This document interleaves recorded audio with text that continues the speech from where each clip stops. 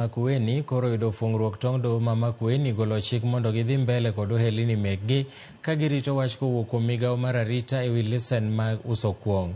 Joalago wacho ni nyaka ne migawo mar arita ruch oko lesen maggi mag tich kendo golo chik mondo gitiek kind saa 11 odhiambo nyaka saa 5 otieno. Gisebedo ka giyudo lal to tend kaunti ma Makueni kod sirikal mamalo odagi winjo ywak margi. Jang'ad bura e doho ma Makueni Teresia Madheka onyiso joalago nodhi mbele gi tijgi nyaka sirikal mamalo kod mano mar kaunti chiw wach malong'o.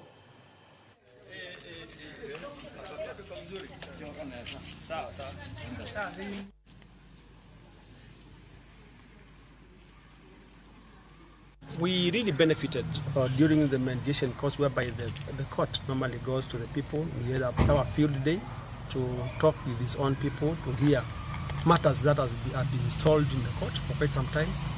And we are grateful that during the field day, or mediation day for our court here, Makueni, we were able to present also our case. And the Honorable Justice took it very seriously and that was determined to follow it up to the letter. And I think this is why the deliberation has been done and the ruling the directions has been given as early as today to give us way to be able to continue operation. We were out of business completely in Makueni.